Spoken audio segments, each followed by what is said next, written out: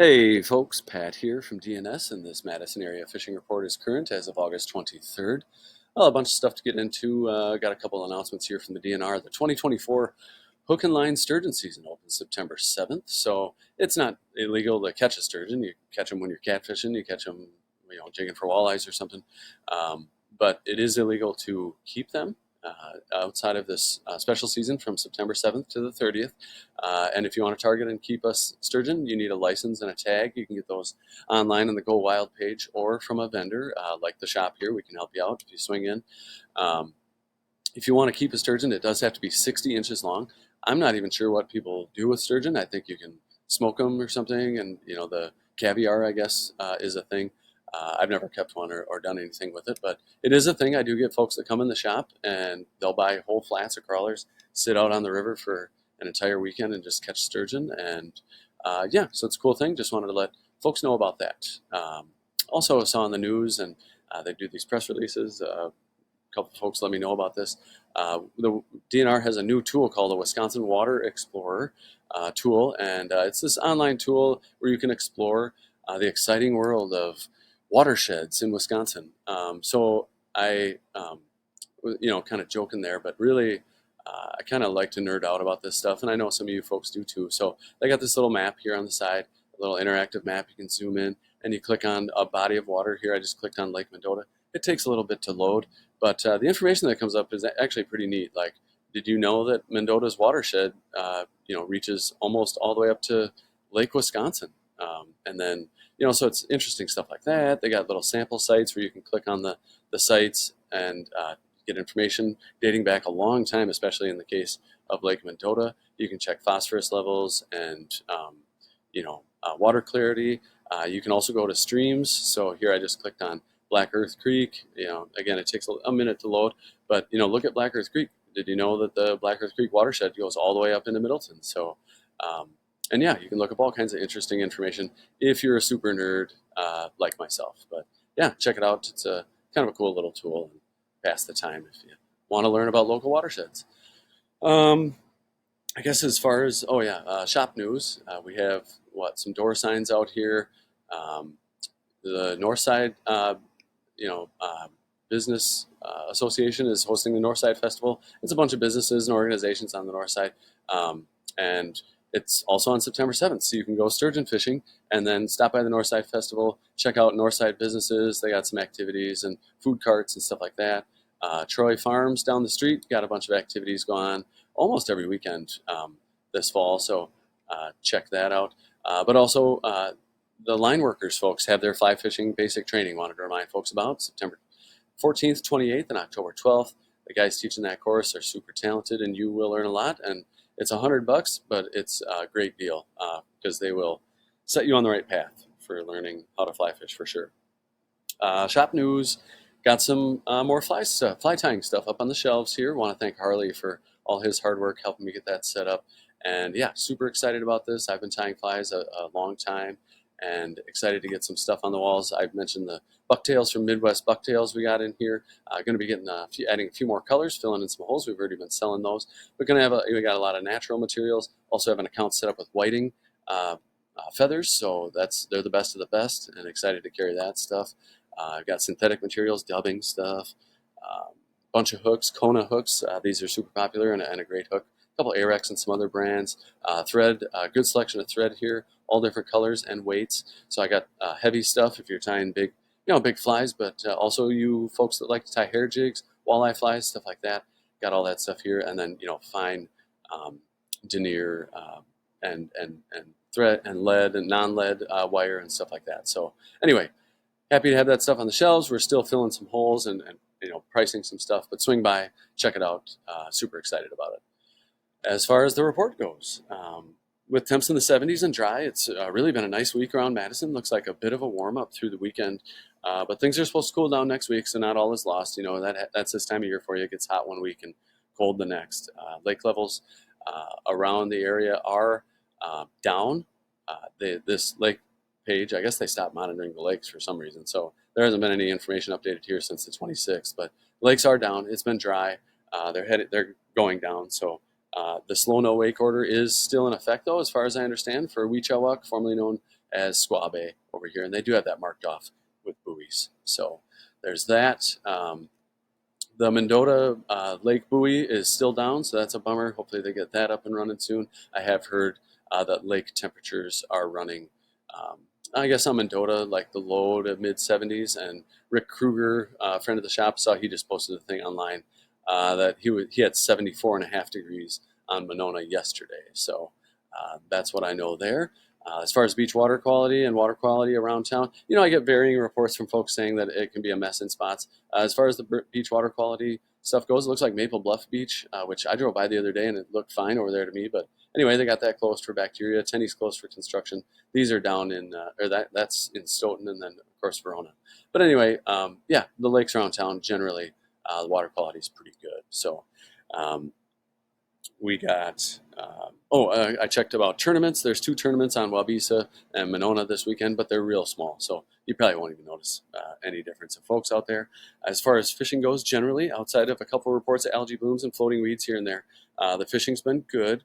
And generally speaking, if this time of year, if you can find a weed line, you'll likely find fish. However, the weed lines are starting to get a little bit beat up and maybe a little difficult to find these days.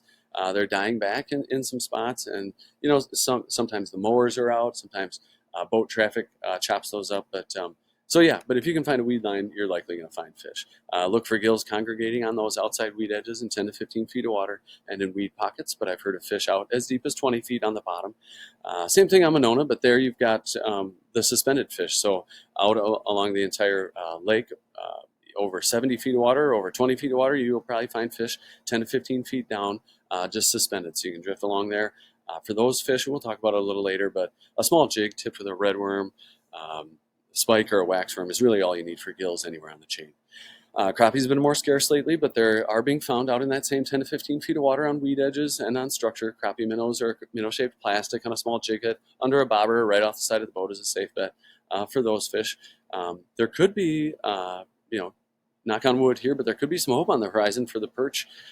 Just this last week, I've heard a couple of reports of some nicer fish showing up on weed lines with redworms working well. It doesn't sound like much of a numbers game, but West End of Mendota is what I've been hearing. But yeah, stay tuned for more of that. Bass have been in a good mood around the chain. Largemouth are up shallow for the most part, and lots of things work well for them. But with the weeds being thick in most places, weedless rig plastics and swim jigs are good options. And of course, it's hard to beat a topwater frog this time of year. Some smallmouth can still be found up shallow, maybe early in the mornings or evenings, but many of those fish are being found on weed lines, especially near rocky shoreline breaks in 10 to 20 feet of water. Catfish are dispersed back out into Lake Mendota. You never know where you'll run into one of those.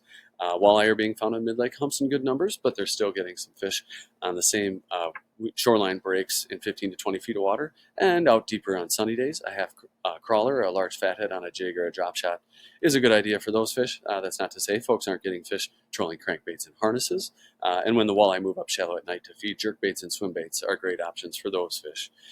With the water temps close to that 80-degree mark and some warm weather on the way, make sure you're checking temps if you're fishing for muskies this time of year. And if it gets close to that 80-degree mark, a lot of folks give the fish a break.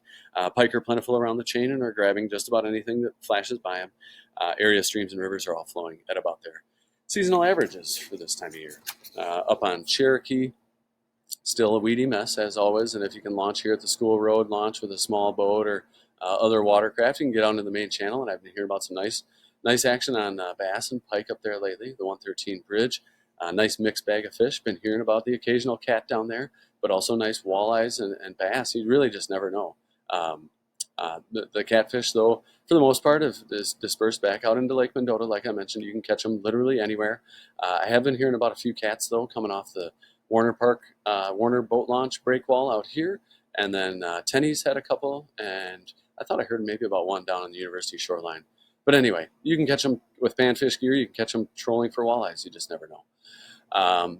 As far as other stuff goes, bass are up shallow, largemouth up shallow, smallmouth shoreline, rocky area breaks, Maple Bluff, Governor's Island, Fox Bluff, Second Point. All these spots are good.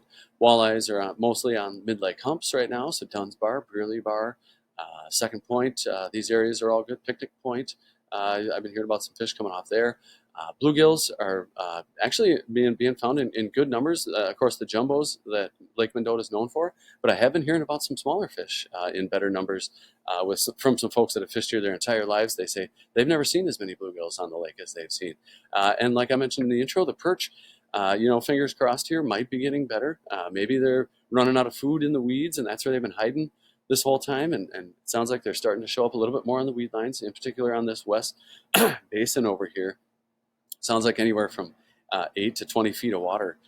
But if you can find a weed line, that's a good place to start. And redworms have been working well for those fish.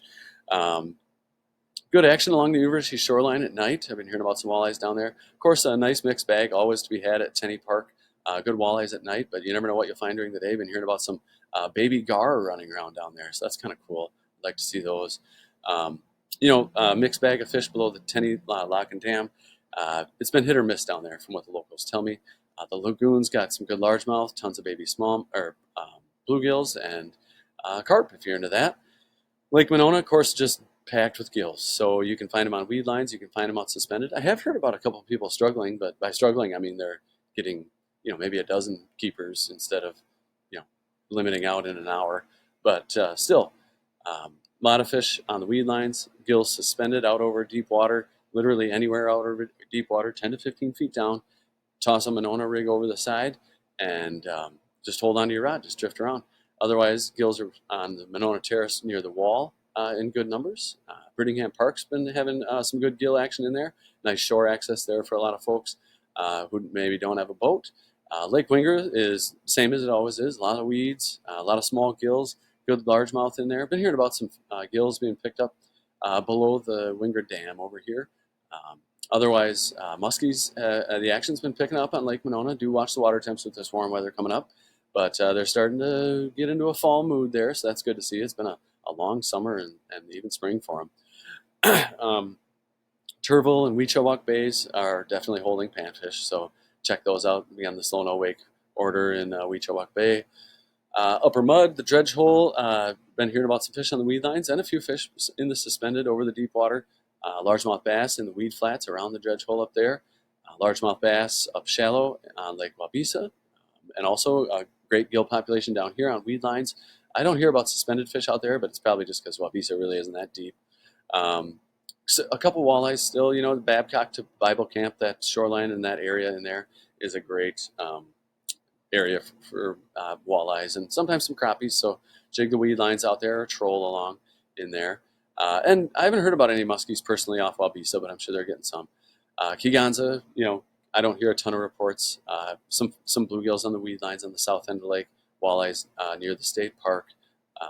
Over on Lake Koshkonong, the Slow No Wake order on the Rock River has been lifted, so that's good news. As far as the dams go, Indian Ford and Jefferson have both been producing a nice mixed bag of fish. And I've been hearing about some walleyes and actually a nice mixed bag of fish up here on Blackhawk in the Blackhawk Island area. Otherwise, other bodies of water, Beaver Dam, great eater catfish bite continues to go on there. I got regulars coming through the shop that love going over there and stocking up on some catfish. So otherwise, over here to Devil's Lake State Park, I hear the trout are suspended out there over the deeper water, but really it's like 20 feet down, 15, 20 feet down over deep water, and a good gill bite over there too on the weed lines. Otherwise, we'll just give it a rest here. Okay, and we're back. So yeah, down on the river. The river's back at its seasonal levels, and so all the fish are in their normal spots for this time of year. Look from, on the back sides of sandbars and in deeper corners. You got a tree that might be down, woody stuff, woody structure. You're going to probably find fish. So it's a great time of year to be out there doing it, especially with this hot weather coming. If you want to give the trout a break, head out to the river and just wade around on the sandbars and catch some smallies, and you never really know what you'll find. But anyway, up at all the dams, Prairie du Sac, Wisconsin Dells, Petenwell, Castle Rock, great mixed bag of fish this time of year. Some sturgeon will start to be showing up at all of those places soon too. On all the flowages like Wisconsin, Petenwell, Castle Rock, sounds like some good walleye action. Folks trolling, hearing about fish anywhere from 5 to 20 feet of water, depending on where you are. Good panfish action in a lot of the small bays. But yeah, Wisconsin River is great this time of year, so get out there and explore. It's a lot of fun. I've been hearing about actually a pretty decent walleye bite up on Petenwell now that I think about it. Otherwise, over on the Mississippi River, the water is back down there finally after a long summer of high water, and folks are getting fish, getting some good numbers of walleyes at wing dams, and a nice mixed bag of fish at those. But I've been hearing about some good perch action on weed lines over there too. So yeah, nice to see folks are getting out on the river again finally after like I said, like a long summer. Over in the Milwaukee area, the Milwaukee River is back down to fishable levels, and there's good population of smallmouth and pike in there all summer, which are a lot of fun to catch. Otherwise, out on the Big Lake, the salmon are starting to move into the harbors, and while I haven't heard about much action from shore anglers, those fish will be accessible to them. I was talking to Noah Humfeld this morning. He was trying to plan a trip out there, but it got too windy, and he was planning to jig in the harbors for salmon. So that tells you they are over there. Otherwise, as far as trout fishing goes, area streams have been in good shape this week, and the cooler temps have kept water temps at a tolerable level recently. On the spinning gear side of things, Rapala Countdown, a crappie size tube jig, small spinner or spoon, as always, are a pretty safe bet this time of year. If you want to toss meat, it's hard to beat a redworm under a bobber. Otherwise, on the fly side of things, mayfly hatches aren't very frequent and are limited to mostly early mornings and evenings this time of year. But if you catch a cool day, you might get a midday hatch. But generally, you can run mayfly nymphs and woolly buggers and stuff like that if fish aren't looking up um, during the day, and then keep some mayfly dries and stuff in your box for fishing in the evenings or early mornings. But really, this time of year is terrestrial season. I've been saying it for weeks and weeks now, but this is kind of the heat of it right now. When we get into September, that's full on hopper season, terrestrial season, whatever you want to call it. And I guess in honor of that, we can talk about flies. So as part of our Happy Fly Day feature, where I'm just going to talk about terrestrials again. A few weeks ago I went over beetles and ants, which are all awesome and they work great this time of year. Got some giant beetles, got some crickets, which are great. But it's going to be hopper season. The hoppers I've been seeing out there haven't been giant, so if you're looking to match the hatches, they say, take along maybe some smaller sized hoppers, maybe something that's a little more green. The hoppers tend to be a little more green this time of year.